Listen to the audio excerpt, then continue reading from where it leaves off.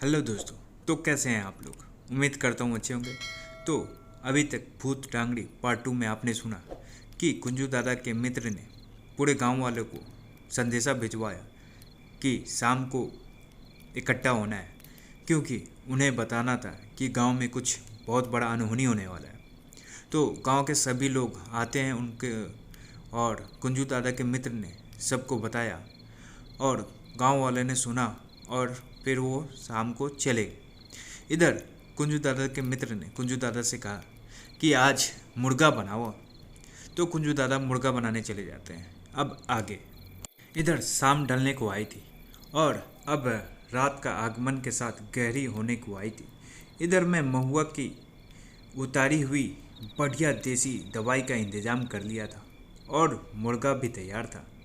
तो फिर क्या था, स्थान देवता को भोग देने के बाद महुआ की कच्ची दारू संग मुर्गा में नींबू मार के उसके बाद कुंजू दादा और उनके मित्र दबा के खाते हैं और मस्त बिस्तर पर जाके सो जाते हैं।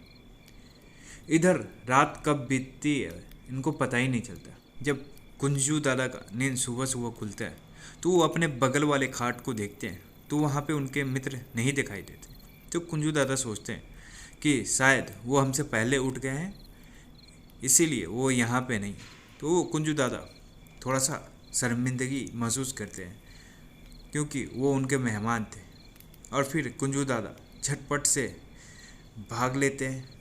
थोड़ी देर बाद स्नान ध्यान कर वापस आते हैं, देखते हैं कि उनके मित्र अंगीठी की आंख भड़का कर तापते हुए बढ़िया सा चाय सुरुकते हुए मज़ा ले रहे थे और मुझे देखते हैं ही हंसने लगते हैं। रतिया में बड़ा मज़ा हुआ, मुर्गा नींबू और भंगिया पी के पूरा मज़ा आ गया कहते हुए हंस पड़े।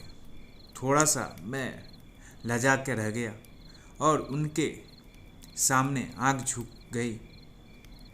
तब भी उन्होंने कहा, जल्दी तैयार होके आ जाओ, फिर चलते हैं गांव घूमने।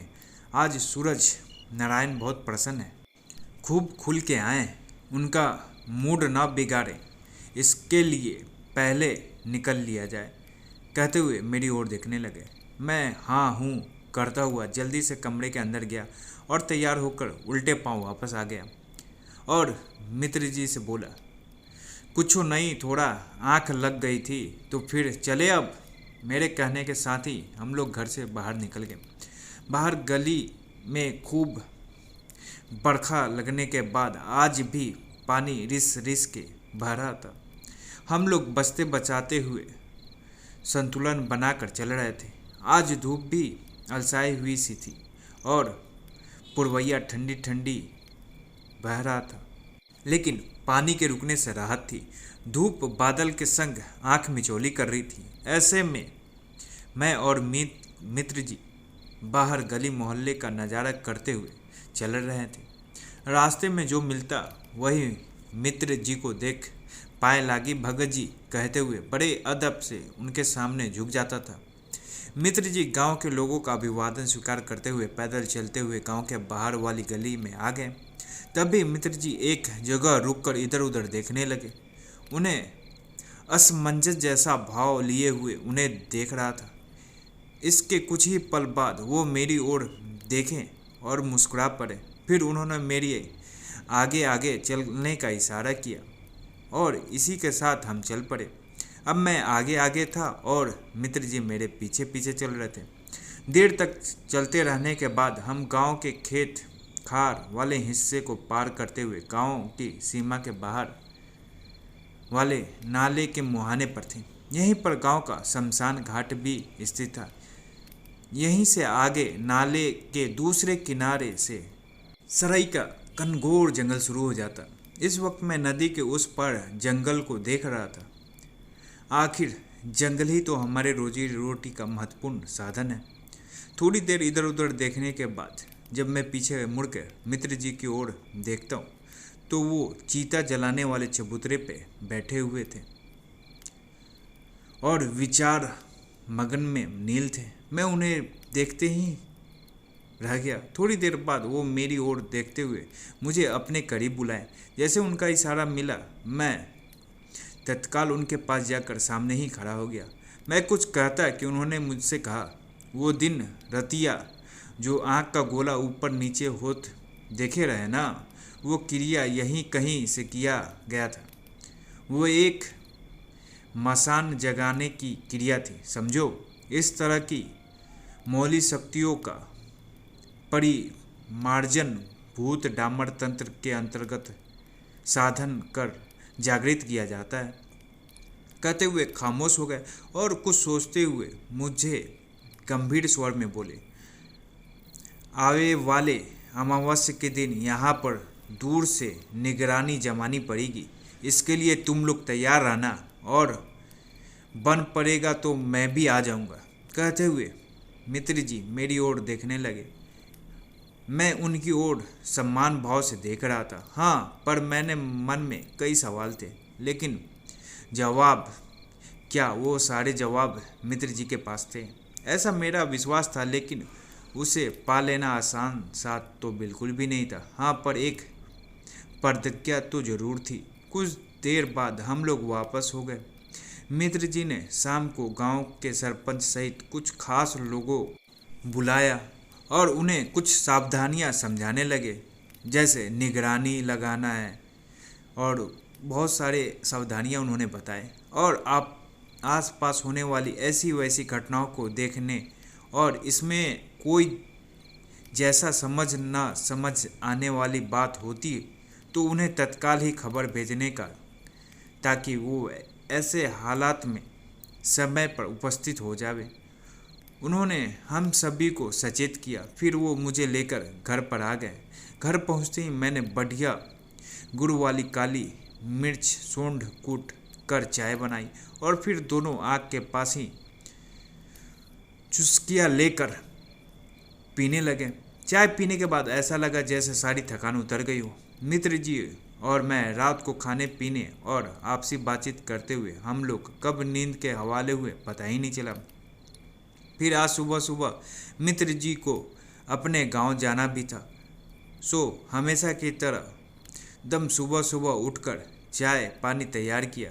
फिर हम दोनों स्नान ध्यान कर चाय पानी किए और उसके बाद मित्र जी अपना थोड़ा मोड़ा सामान साइकिल में बांधकर अपने गांव के लिए निकल लिए।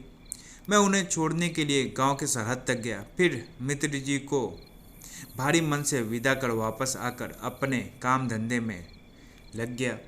इधर मित्र जी ने जाने के बाद मेरे अंदर खाली खाली सा महसूस हो रहा था, लेकिन उनके जाने के बाद गांव में एक प्रकार सतर्कता वाली हलचल शुरू हो गई थी। सरपंच जी ने गांव वालों को सजग रहने के लिए बता दिया था कि गांव की सीमा सियार तक किसी भी प्रकार की जादू टोना जैसी कुछ भी असामान्य सी हरकत होती है तो तुरंत ही सरपंच जी को बताया जाए। यही कोई 15-20 दिन गुजरने थे कि गांव के अंतिम छोर पर रहने वाले बड़े गोंटकिया के यहाँ एक जवान लड़की की मौत हो गई थी। खबर सुनते ही दिल धड़क कर रह गया। उस बेचारे लड़के की अभी ब्याह तक भी नहीं हुआ था और उसकी असमय मृत्यु हो गई। ये बात जैसी गांव वाले को पता चला तो लोग भाग खड़े हुए जहाँ पे मौत हुई थी उसके घर।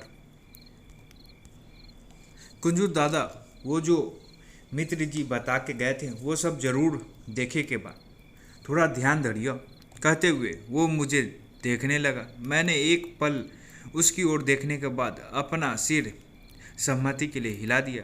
वो बड़ा गमगीन कर देने वाला माहौल था। किसी के घर में अकस्मात की एक जवान मौत जाए तो वैसे ही वह बड़ी पीड़ादायक और दुखदायक जैसा होता है। ऐसी स्थिति में तुरंत ही मैं पूछताछ जैसी बातें करना संभव नहीं होता, बस देखकर अनुमान लगाकर समझना होता है। फिर भी मैं पास खड़े लड़के के काका से इस घटना को लेकर पूछने की कोशिश की तो बस इतना ही कहा कि पता नहीं कैसे यह सब हो गया, मुझे तो कुछ समझ नहीं पड़ता है। इसके बाद मैं उनसे ज़्यादा बात करना उचित नहीं समझा। मैं अंदर कमरे को पार करते हुए अंदर के आंगन की ओर गया, जहां आंगन के बीचों बीच मृतदेह रखी गई थी और अर्थी आदि की तैयारी चल रही थी। घर में महिला पुरुष, हम उम्र बच्चों आदि का बड़ा ही करुण विलाप हो रहा था। यह दृश्य बहुत ही दुखदायक थी। जैसे तैसे करके मैं भी आगे की तैयारियों में सहयोग देने के लिए लग गया। इसके बाद जब मृतदेह को स्नान करके उस अर्थी पर लेटाया गया तो उसे देखते ही मेरी आंखें हैरत से फैल गई। ऐसा लगता था जैसे कि उस लड़के के जिस्म से खून नाम की चीज को निचोड़ लिया गया है, जैसे जिस्म का सारा खून कोई चूस लिया हो और उसके शरीर के आंतरिक नसें नीली नीली हुई सी, मानो अभी अभी ही उभर कर बाहर आ गई हो। यह बड़े आश्चर्य की बात थी। मैंने इस बात को आने वाले समय के लिए अपने मस्तिष्क में सुरक्षित कर ली थी। यह बहुत असामान्य मौत थी, पर इस पर उस घर के लोग कुछ भी कहना बताना शायद नहीं चाहते थे। वे गांव के बड़े लोग थे। थाना कचहरी का तो सवाल ही फजूल था, क्योंकि बड़े घोटिया के घर का मामला था, तो वैसे भी उनकी मर्जी से सब होगा। कुछ देर बाद बड़े गमगीन माहौल में शव यात्रा प्रारंभ हुआ और इधर नदी पार शमशान जाकर दाह संस्कार कर दिया गया। यह आकस्मिक जवान मौत थी जो अपने पीछे सवाल छोड़ गई थी, लेकिन जैसे इस पर कोई बात करना ही नहीं चाहता था। पर छुपाना क्या चाहते थे ये भी तो मालूम नहीं था, लेकिन इसके पीछे कोई ना कोई ऐसी वैसी बात जरूर थी जिसका पता किया जाना बहुत ही आवश्यक था।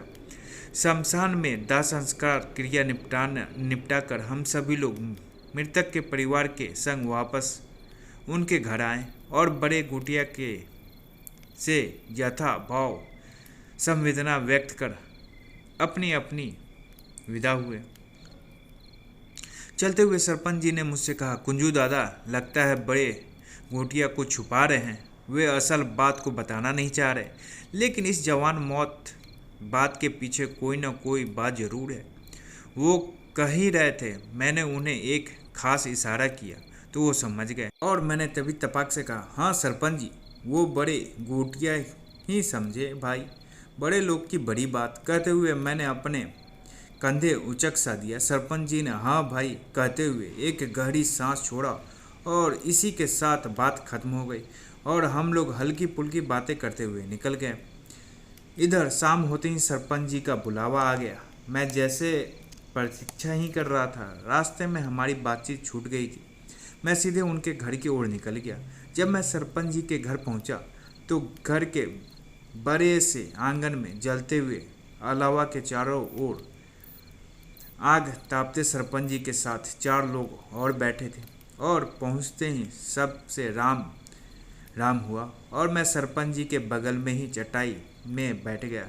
इसी के साथ एक साथी भाई ने बड़ी बीड़ी सुलगाकर हम सभी को एक एक थमा दी और सभी लोग एक एक जलती हुई बीड़ी लेकर कस लगाने लगे। इसी के साथ सरपंच जी ने मुझे से मुखातिब होते हुए कहा, दादा, उस समय आपने इशारा कर दिया था तो बात जैसे खत्म हो गई थी। कहते हुए मेरी ओर देखने लगे। मैंने कहा, सरपंच जी, वो वक्त बड़े गोटिया का आदमी हम लोगों के पीछे ही चला आवत रहा। वह यही के लिए भेजा गया था कि हम लोग आपस में क्या क्या बात कर रहे जा रहे हैं वो बातें सुनकर तुरंत बड़े गोटिया को खबर करता। एक एक खातिर मैंने आपको इस विषय में खामोश रहने का इशारा कर दिया था।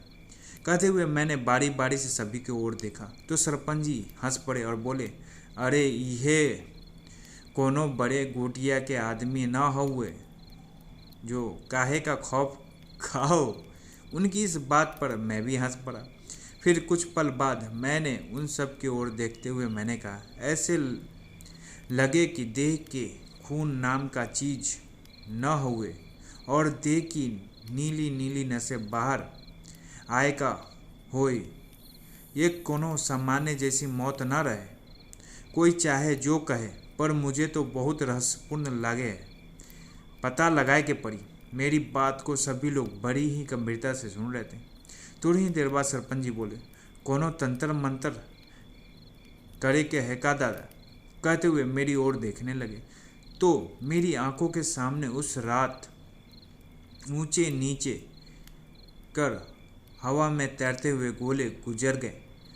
उस मंजर को याद करते हुए मेरे बदन में झुरझुरी सी दौड़ गई। मेरी रीढ़ की हड्डी में सिरहन सी दौड़ पड़ी और सच में अगर वैसा हुआ तो कितना खतरनाक होगा सोचते हुए मैं खामोश सा हो गया। तब भी साथ में बैठे लोगों में से एक सयाने जो मुझसे उम्र में बड़े थे मुझसे मुखातिब हुआ, अरे कुंजू, तू तो एकदम में चुप हो गए, अरे आगे भी कुछ बोलो। उनकी बात सुनकर जैसे मैं एकदम सा बहाल हुआ और फिर बोला, अरे नहीं काका, उस दिन मित्र जी सबसे बोल रहे थे ना कि कुछ भी अनहोनी सा दिखे तो हमको बताना ज़रूर, काहे कि हम उस समय पहुंच सकते। लगता है मित्र जी को खबर भिजवाई के पड़ी। और सभी ने हाँ में मुंडी हिलाया और सरपंच जी ने बोला कि हाँ, मित्र जी को खबर भिजवा दिया जाए, इस बारे में बता दिया जाए। अब आगे क्या होता है ये जानने के लिए लाइक, कमेंट और सब्सक्राइब करना ना भूलें।